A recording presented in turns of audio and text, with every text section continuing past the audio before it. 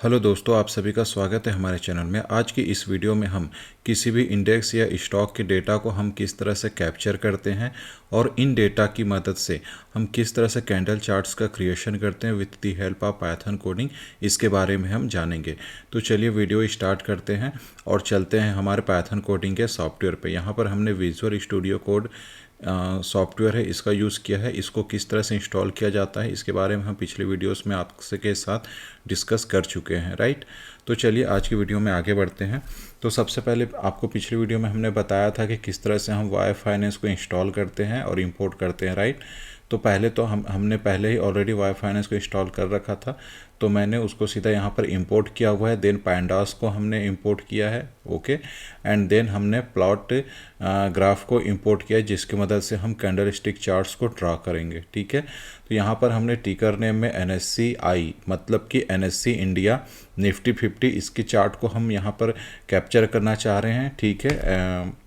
और यहाँ पर देखिए हमने डेटा इज इक्वल टू अपना हमने याहू फाइनेंस को इंपोर्ट किया था YF के नाम पे, ठीक है। तो YF दैट डाउनलोड टिकर कौन सा, NSE इंडिया, ठीक है, मतलब निफ्टी 50, ठीक है। और स्टार्ट डेट हमने लिखा है 1/1/2023 मतलब 1 जनवरी 2023 से लेकर के आज का जो फाइनल लास्ट डेट है, यहाँ तक कि हम डे टाइम फ्रेम पे हम डेटा को एक्सट्रैक्ट करेंगे, डेटा को कैप्चर करेंगे, ठीक है। और उसके बाद जो नीचे के इसके बाद जो एक और है जिसमें हम इन डेटा को 5 डेज़ के लिए जो छोटे छोटे इंटरवल्स होते हैं, जिससे 5 मिनट, 1 मिनट, 15 मिनट, इस पर भी हम देखेंगे, ठीक है। तो अभी हम डे टाइम फ्रेम पे देख रहे हैं।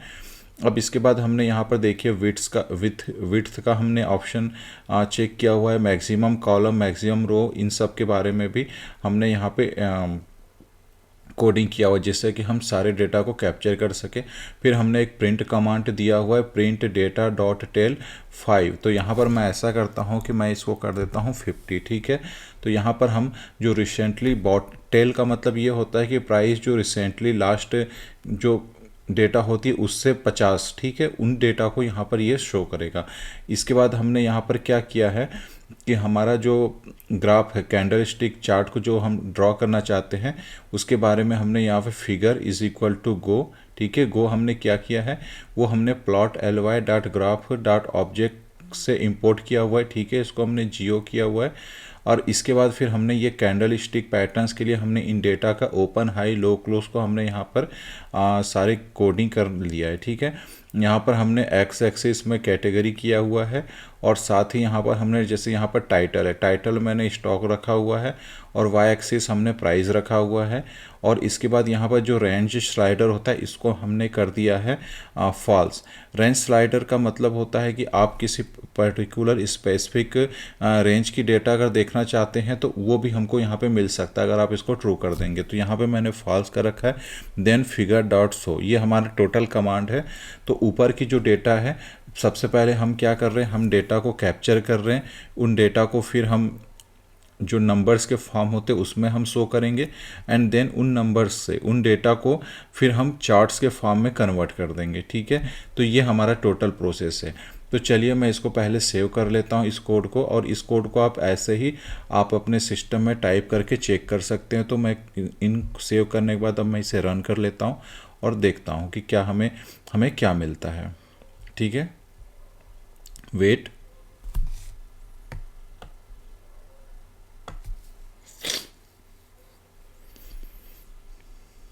ठीक है।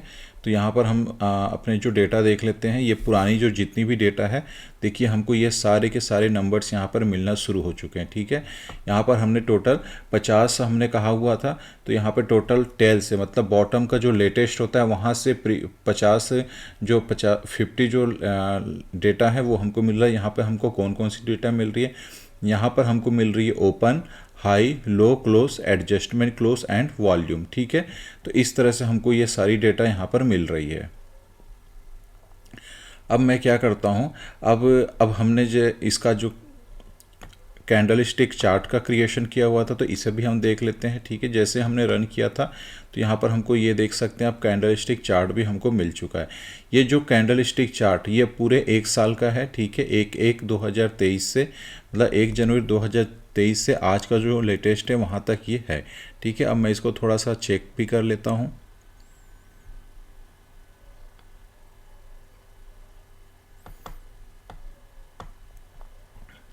वेट,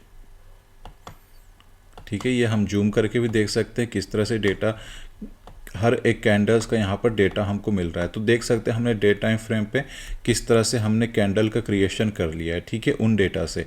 अब चलिए मैं इनको छोटे इंटरवल्स में भी चेक कर लेता हूँ। तो चलिए इस कोड को पहले मैं इसको हाइड कर देता हूँ। ठीक है, इसके बाद नेक्स्ट कोड जो हमने डे टाइम फ्रेम में रखा हुआ था, देखिए यहाँ पर पीरियड को मैं कर देता हूँ 10 डेज़ का, मतलब हम 10 डेज़ में इंटरवल हम रख लेते हैं 5 डेज़ का। ठीक है, यहाँ पर मैं कर देता हूँ 5।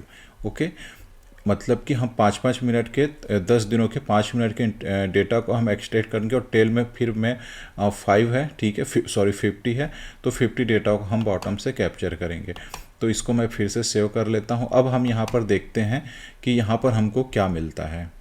ठीक है, यहाँ पर फिर से कैंडल स्टिक, यहाँ पे हमको सारी डेटा पहले हम कैप्चर करेंगे, और इन डेटा से फिर हमारा कैंडल स्टिक पैटर्न क्रिएट होगा। वेट,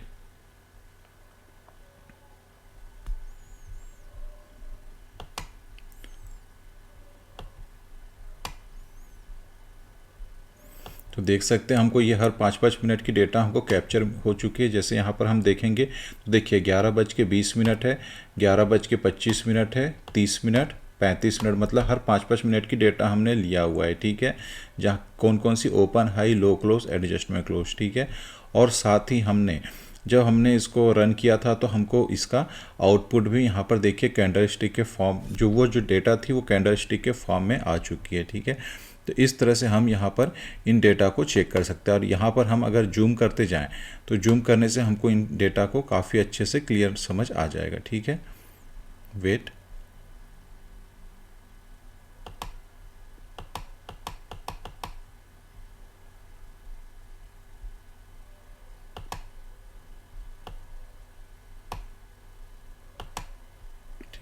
तो इस तरह से हमको सारी डेटा हमको मिल चुकी है। ठीक है, तो मैं इसको नॉर्मल कर देता हूँ, या फिर एक बार फिर से मैं इसको रन कर लेता हूँ ताकि हमको काफ़ी अच्छा फिर से क्लियर विज़न आ जाए।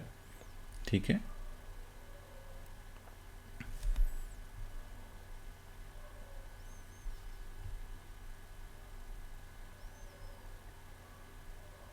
वेट,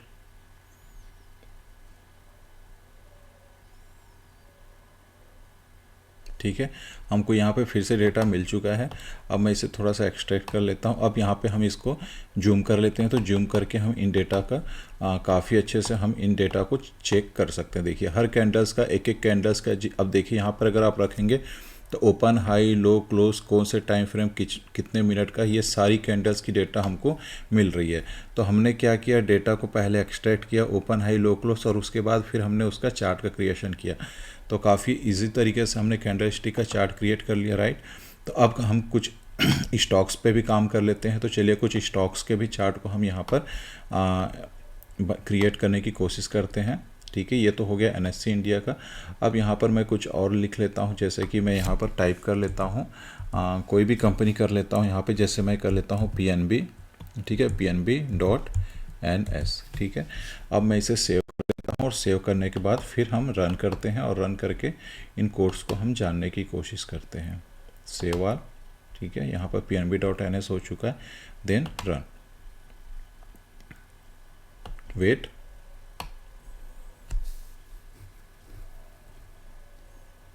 देखिए PNB की सारी data open, high, low, close हमको मिल चुका है। टोटल हमने टेल 50 कैंडल्स का डेटा हमें चाहिए था, तो 50 कैंडल्स का मिल चुका है। और देखिए इसकी हमको यहाँ पर कैंडल स्टिक का चार्ट भी मिल चुका है।